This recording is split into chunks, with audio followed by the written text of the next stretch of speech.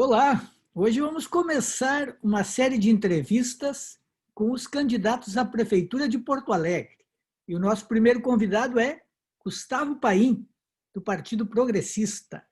Tudo bem? Pronto para a campanha? Tudo bem, Julemir? É um prazer falar contigo, com todos que te acompanham. Pronto e, claro, a gente sabe que é o início de uma caminhada e uma caminhada ela vai se construindo ao longo do caminho. Pronto para a largada e esperando chegar lá na frente muito mais preparado, muito melhor e com um projeto muito melhor para Porto Alegre. Vou começar com uma pergunta, Gustavo Paim, bem direta. Porto Alegre tem jeito? Tem o que fazer para que viver em Porto Alegre seja bom e seja melhor? Porto Alegre tem jeito, não tem a menor dúvida. Porto Alegre é uma cidade linda, 1,5 milhão de habitantes, um povo trabalhador, um povo empreendedor. O poder público, muitas vezes, gera dificuldade, amarras, muita burocracia, muita dificuldade para empreender, muita dificuldade para gerar emprego e renda em Porto Alegre. Agora, as potencialidades, quando tu pergunta sobre se Porto Alegre pode ter uma qualidade melhor de vida, é só olhar para a cidade. Ver esse Guaíba que nós temos aqui, com cerca de 78 quilômetros, que um trecho revitalizado, que é o Parque Moacir Scliar, da usina do gasômetro até a Rota das Cuias, no primeiro final de semana levou 60 mil pessoas para as ruas. Depois tem o trecho 2 no Anfiteatro Porto Sol, o trecho 3 que está em andamento ali da Foz do Arroio Dilúvio até o Parque Gigante. Depois tem o Iberê Camargo, logo depois tem o Parque do Pontal do Estaleiro, que vai ter um parque público de 3 hectares, sem falar na largada aqui o Cais Mauá, que em breve vai ter o Embarcadeiro, Orla de Ipanema, quer dizer, a gente está falando só sobre o Guaíba, as nossas ilhas, turismo náutico, zona rural de Porto Alegre, Juremir. Nós somos a segunda capital em zona rural do Brasil. Só perdemos para Palmas, no Tocantins. Mas nós não aproveitamos a potencialidade que a nossa zona rural tem, especialmente com a nossa história e cultura do gaúcho. Cervejarias. Porto Alegre é a capital nacional da microcervejaria. Nós temos mais de 30 microcervejarias, imensa maioria concentrada no 4º distrito, do lado do centro de Porto Alegre, uma área com logística maravilhosa, mas que é muito subaproveitada. Porto Alegre tem Inter, Grêmio, 2 grandes clubes, uma das únicas 5 cidades com 2 campeões mundiais. E a rivalidade Grenal, que tem um poder, uma paixão, uma força motivadora que, bem utilizada, a gente está falando só de potencialidades absolutamente existentes em Porto Alegre, que, bem trabalhadas, poderiam levar a nossa cidade muito mais longe, ser muito mais alegre e um lugar muito melhor para se viver. Essa rivalidade Grenal não dá muito para falar no momento, porque o Internacional, eu sou colorado, o Inter, no momento, anda meio que de freguês do Grêmio. Sim, é verdade, nós temos, mas isso aí faz parte da famosa gangorra, isso faz parte. Mas, independentemente disso, a rivalidade ela existe e é muito grande. E essa energia que a rivalidade concentra, ela pode ser melhor utilizada. A gente fala muito no balde de caranguejos, um puxa o outro para trás, um torce mais contra o outro do que a favor do seu. Agora, se a prefeitura, se Porto Alegre, se a cidade se engajarem, a força que Inter e Grêmio têm com seus torcedores, com seus apaixonados, isso tem uma energia e uma potencialidade transformadora de Porto Alegre. Eu vou dar um exemplo, Jeremia. Eu era vice-prefeito, ou sou vice-prefeito, mas estava ali como vice-prefeito na época em que estava tendo a Copa América no passado aqui em Porto Alegre, e teve a previsão daquela noite mais fria do ano, que era uma sexta-feira. Isso era uma quarta, me ligou o presidente Marcelo Medeiros e perguntou, olha, eu estou vendo a Argentina fazer, o River fez, de destinar o Monumental de Núñez para acolher pessoas em situação de rua. Fez a noite mais fria da Argentina e essa noite está vindo. Será sexta-feira em Porto Alegre. Ele queria saber se Porto Alegre topava. Ele queria colocar o Gigantinho à disposição. Na quinta-feira de manhã estavam todos os órgãos públicos reunidos na minha sala, junto com a direção do Inter, presidente do Inter, e combinamos de, na sexta, abrir o Gigantinho para pessoas em situação de rua. Terminou aquela reunião, eu liguei para o Romildo. Sei que são muito amigos, o Romildo e o Marcelo. Liguei para o Romildo, só está acontecendo isso. Vai ser no Gigantinho, porque o Inter se colocou à disposição, mas não é do Inter. É de Porto Alegre para atender quem mais precisa. São as pessoas em situação de rua de Porto Alegre. E o Romildo disse, olha, eu estou à disposição, o que tu precisar, pode contar comigo. E na sexta-feira eu estava no Beira-Rio, quando chega no Parque Gigante, quando chega no Beira-Rio, 2 ônibus do Grêmio, com a torcida do Grêmio, com mantimentos, com cobertores, com colchões, com alimentos, e a torcida do Inter recebe a torcida do Grêmio aplaudindo. Olha o potencial que tem para solidariedade e para ajudar quem mais precisa de uma boa utilização dessa rivalidade Grenal. Isso dá para fazer em muitos lugares, em muitas frentes, para muitas questões que ajudem Porto Alegre. Gustavo Paim, o senhor é um advogado e o atual vice-prefeito de Porto Alegre, que tem um perfil considerado de diálogo. Por que deu tanta briga com o prefeito Nelson Marquesan Júnior a ponto de se chegar a uma ruptura? Eu diria que não é uma briga comigo, eu sou apenas mais um dentre tantos. Só para você ter uma ideia, Juliemir, nós temos 16 secretarias, considerando a comunicação como uma secretaria. Então, das 16 secretarias, a gente está falando em 16 secretários e 18 secretários adjuntos, que a PGM tem mais de um, tem 3. Desse universo de 34 pessoas, já tiveram 58 mudanças em menos de 4 anos de governo. Então, por exemplo, as obras da Copa, elas patinam, porque a secretaria responsável pelas obras da Copa está no 4º secretário, em 4 anos de governo, muda um secretário por ano. A gente está falando, ao longo de todas as secretarias, muda mais de um secretário por mês de governo. E isso gera uma instabilidade muito grande. Isso gera briga com os partidos, isso gera briga com a sociedade em geral, o orçamento participativo, que é uma marca de Porto Alegre. O prefeito não foi, em 2018, 2019, em nenhuma assembleia do orçamento participativo, não ouviu as lideranças comunitárias. Então, isso gerou briga, ou guerra, ou disputa com todo mundo. Eu fui mais um, Júlio. Eu fui mais um, com uma diferença, claro. Eu sou um vice-prefeito eleito, tenho um mandato democraticamente eleito até 31 de dezembro de 2020. Ele não pode me expulsar da prefeitura. Eu tenho um mandato. Eu até saí, eu fui secretário de Relações Institucionais. Eu sou um dos 58 secretários trocados, mas sigo como vice-prefeito com uma obrigação constitucional e com respeito à democracia, trabalhando por Porto Alegre. Então, eu diria que o prefeito brigou com a cidade de Porto Alegre. E eu estou ao lado da cidade de Porto Alegre, e isso gerou um conflito, mas, enfim, deu de crise política, é hora da gente olhar para frente, é hora da gente construir uma Porto Alegre melhor, mas eu tenho esse perfil, sim, Jeremy, isso a minha vida inteira me forjou dessa maneira. Eu acredito muito no diálogo, mas o diálogo não é sentar e reunir pessoas, chegar com uma posição pré-concebida e sair da conversa com a mesma posição, sem ter dado oportunidade nenhuma dos interlocutores, das outras pessoas envolvidas no diálogo, de te influenciarem, de terem tido a possibilidade de te convencer que o teu caminho talvez não fosse o melhor. Eu acredito no diálogo efetivo e não o diálogo apenas por uma conversa. O diálogo como uma ferramenta extremamente forte, com muito potencial para encontrar e construir as soluções que Porto Alegre precisa. A sua candidatura, até setembro, esteve meio ameaçada dentro do partido. Acho que houve um momento em que o senhor pensou em desistir. E depois houve toda uma articulação e a candidatura foi confirmada. O que houve? Por que o partido hesitou? Uma eleição numa capital como Porto Alegre não é fácil. Eu não diria que o partido hesitou, eu diria que há uma série de circunstâncias e condições para tu realmente apresentar uma proposta viável para Porto Alegre. Enfim, eu tenho 43 anos, acho que eu tenho ainda bastante tempo pela frente, espero. Eu tenho uma vida profissional, sou advogado, professor universitário, estou como vice-prefeito neste mandato e tudo é uma construção. Eu não acredito em ser candidato de mim mesmo ou candidato apenas exclusivamente do meu partido, mas um candidato que possa representar uma ideia, possa representar uma proposta, possa representar algo que seja uma alternativa viável para melhorar a cidade de Porto Alegre para os porto-alegrenses, para devolver a cidade de Porto Alegre para os porto-alegrenses. E nessa caminhada, com toda a instabilidade, a gente está no meio de uma pandemia, a gente está com uma grande dificuldade ou uma mudança das normas de direito eleitoral para essa eleição.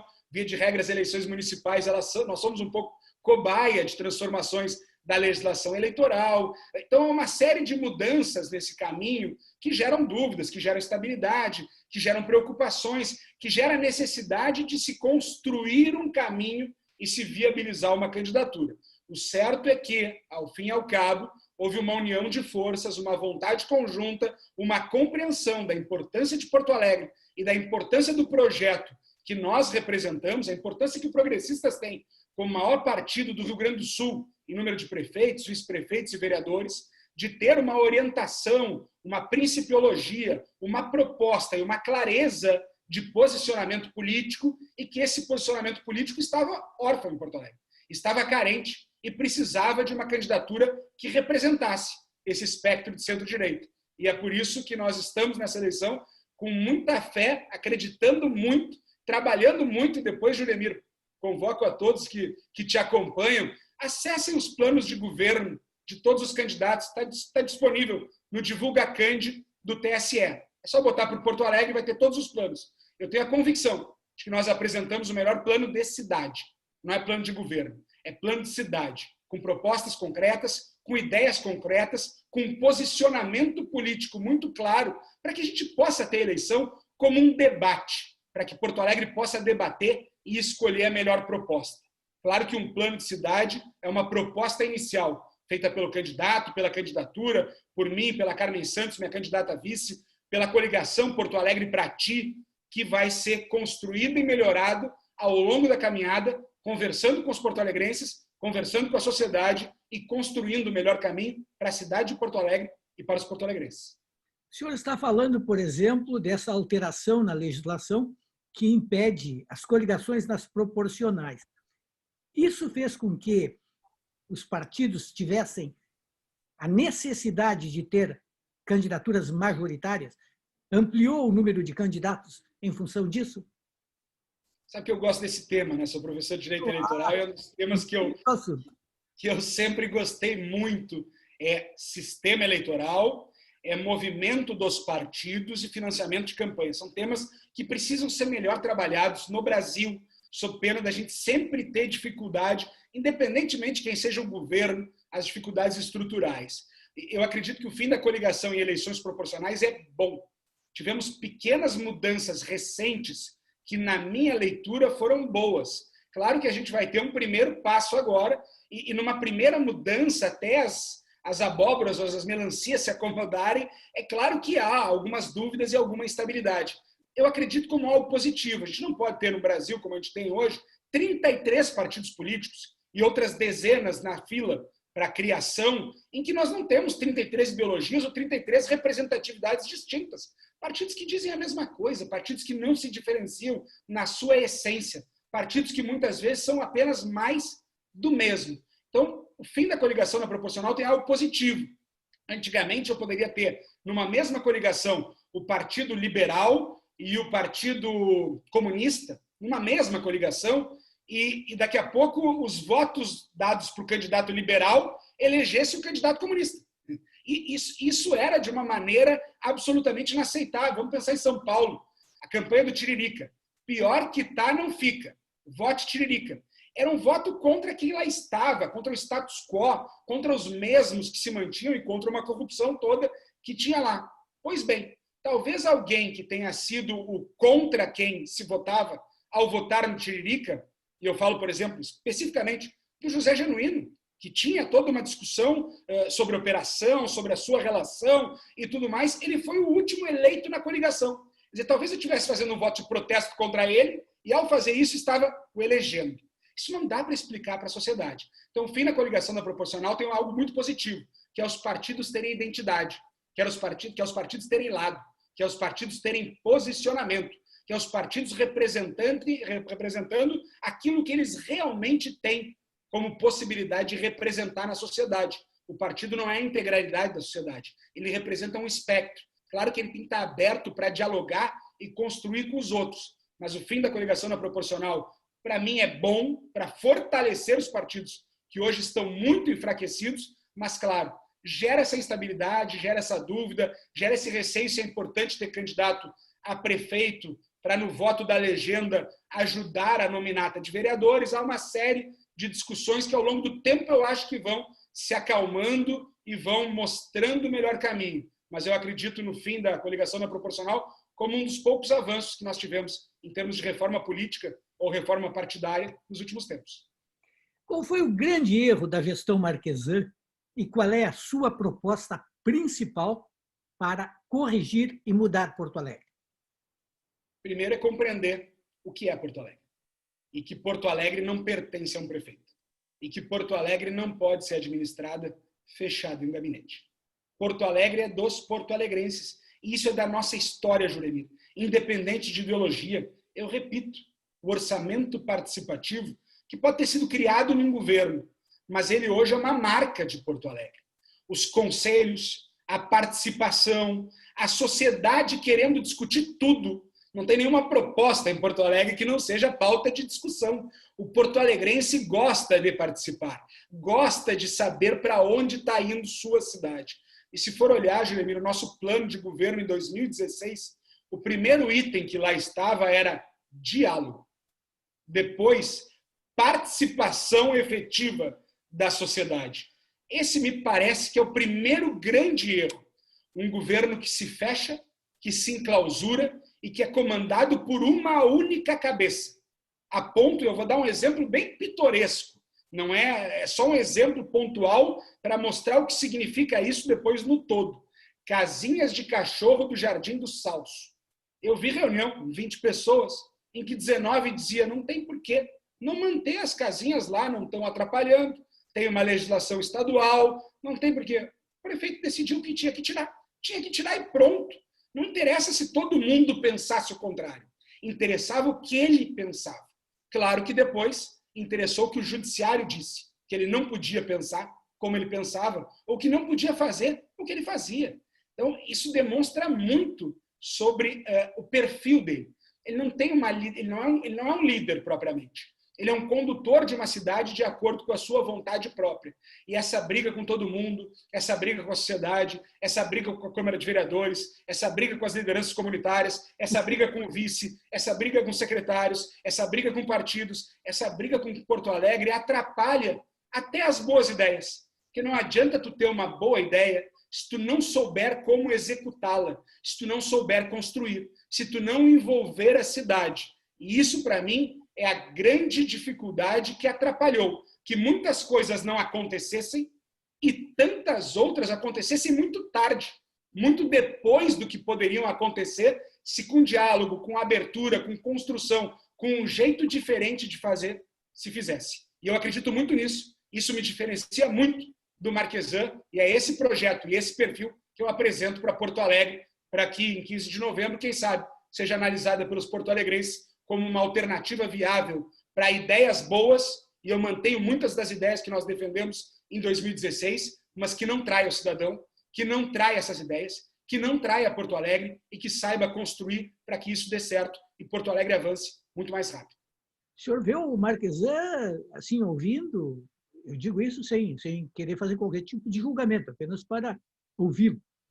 Tem, assim, um perfil meio de ditador. Não sou eu que vejo, Juliamir. Não? O senhor não o vê assim? Não, eu vejo, mas não sou eu. Para o senhor, ele foi um tanto ditatorial. Eu não vou falar em ditador, acho um pouco forte, talvez, Sim. Mas que não tem tanto apego à democracia e que tem uma veia muito mais autocrática. Quanto a isso, não tenho dúvida. E todo mundo que o cerca e participou de reuniões, e aí eu falo de associações, de entidades, de sociedade, de servidores, de secretários, de partidos, de vereadores, de jornalistas, eu tenho certeza que tem essa leitura, essa visão e percebem. Isso que é um traço de personalidade. Não estou nem querendo entrar no mérito, Juliano. É um traço de personalidade que acho que funcionava muito bem num legislativo, mas que no executivo tu precisa construir, tu precisa trabalhar com todos, que tu tem que entender que tu não governa para si ou para os seus amigos, que tu governa para todos e que democracia é a arte da convivência entre os diferentes. Esse perfil atrapalha um pouco na evolução e no andamento da cidade, não tenho dúvida. Eu sei que o senhor está convicto de que vai chegar ao segundo turno e que pode ganhar a eleição, mas o papel também aqui é de fazer especulações. o Marquesan foi muito atacado, até na história do impeachment, por seus antigos aliados. De certa maneira, a esquerda até ficou em segundo plano. Os protagonistas das críticas mais fortes e do pedido de impeachment foram antigos aliados. Não pode haver uma espécie assim de situação paradoxal? E se, por exemplo, der um segundo turno, vamos imaginar, entre Manuela Dávila e Marquesan, o que vão fazer? O que, para usar essa expressão, o que o campo de direita fará? Vai apoiar a Manuela? Porto Alegre não merece isso, Juremir. E não merece isso porque, se for analisar, e ao longo da caminhada vai demonstrar isso, são os dois candidatos, e com o máximo respeito a eles, não estou aqui nem querendo polemizar nesse sentido, mas os dois candidatos vão, sem dúvida, concentrar os maiores índices de rejeição dos cidadãos de Porto Alegre. E eu não quero que Porto Alegrense tenha que decidir entre dois projetos o que, de repente, ele menos rejeita. Nós estamos com 13 candidatos. É preciso que o porto-alegrense, que Porto Alegre consiga encontrar aquele que melhor lhe representa, aquilo que ele acha que é o melhor caminho, aquilo que ele acha que é melhor para Porto Alegre. E a nossa candidatura é para isso, Juremir, para que não se crie essa possibilidade, é para apresentar uma alternativa que represente esse espectro do eleitorado, que não pode se sentir órfão para ter que decidir pelo que ele menos rejeita ou com uma segunda opção, mas realmente construir uma primeira opção que ganhe a relevância, que ganhe a representatividade e que rompa com as dificuldades políticas ou com o maniqueísmo político que possa existir. Então, eu não acredito nesse cenário e eu sou candidato muito para isso, para evitar que esse cenário exista. E eu acredito muito que nós vamos poder mostrar que uma candidatura, por exemplo, de centro-direita tem um papel, tem um caminho para seguir nessa eleição e para dar a oportunidade do seu eleitor se sentir representado. Nós temos 10 minutos, porque é preciso seguir um tempo padrão para nenhum candidato reclamar, e o senhor entende do assunto, legislação eleitoral. Eu queria abordar duas situações concretas que interessam aos eleitores. Por exemplo, se o senhor for eleito, o que vai fazer com os transportes públicos? Qual a solução para o transporte público? E outro assunto que mobilizou muita gente, o que fazer com o mercado público? Mobilidade talvez seja um dos grandes gargalos, Juremir, e aí nós precisamos compreender bem a situação. Primeiro, não é algo fácil em que uma proposta mirabolante resolva o problema. Aqui a gente precisa reunir todos os atores e construir alternativas. Me parece muito claro isso por uma razão. O consumidor, o cidadão que utiliza o transporte coletivo, ele reclama do preço e ele reclama da qualidade. Reclama dos horários, reclama das dificuldades de linha.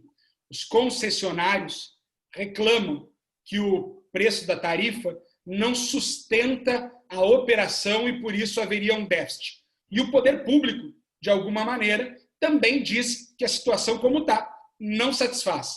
Então, nós temos os 3 grandes atores desse processo insatisfeitos. Isso já diz muito. Esse caminho talvez não seja o melhor. Há que se discutir a concessão.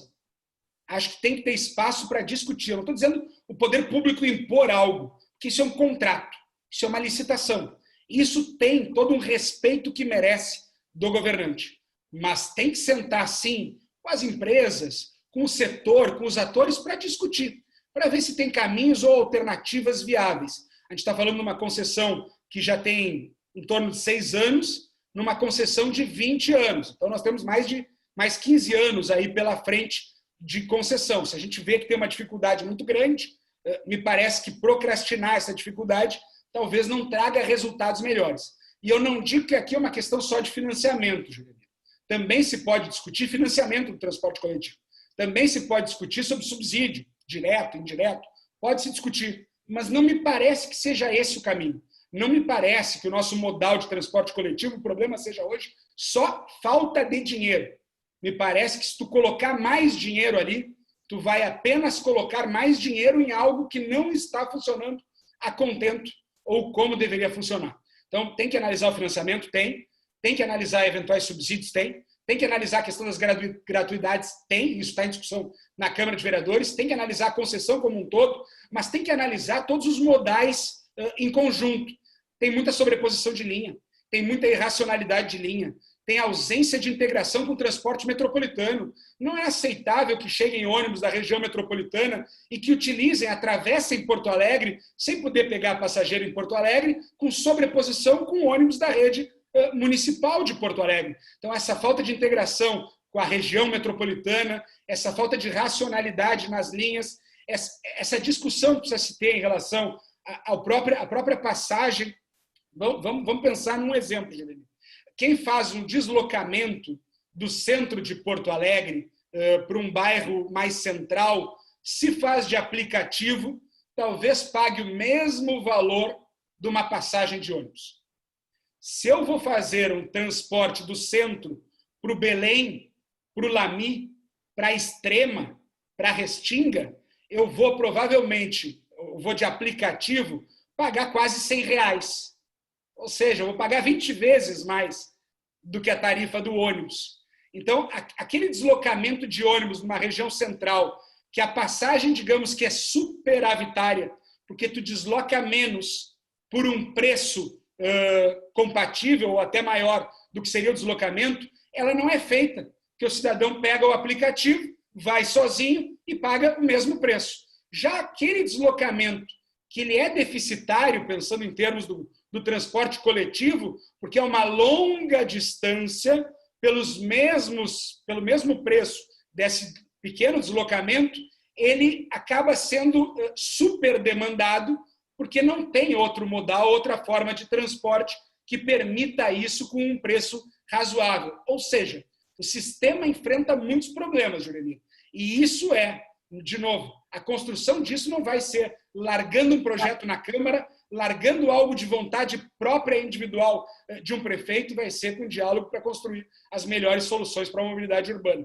Em relação ao mercado, desculpa, falei demais, em relação ao mercado, eu acredito que o mercado possa muito mais. Eu não sou contra a concessão do mercado, muito pelo contrário, eu gostaria de ver o mercado funcionando aos domingos e já tem previsão legal para isso. Pode fazer em termos de rodízio. Eu sei que nem todas as bancas se justificam pelas suas dificuldades, mas em termos de rodízio, poderia abrir os domingos e isso movimentar o centro de Porto Alegre, o que dá segurança, qualidade para todo o centro. Eu acredito num mercado com mais segurança, com mais limpeza, com mais qualidade, sem perder a sua essência. O que eu não acredito é numa concessão do mercado, no último ano de governo, em meio a uma pandemia, com as dificuldades que todos os mercadeiros têm, porque não venderam durante muito tempo, estiveram fechados, ou com dificuldade de comércio, dificuldades financeiras, e, portanto, não puderam participar de uma concessão ou de uma licitação. Então, eu não acredito na concessão tal qual ela está sendo feita no último ano, em meio a uma pandemia, sem um diálogo mais efetivo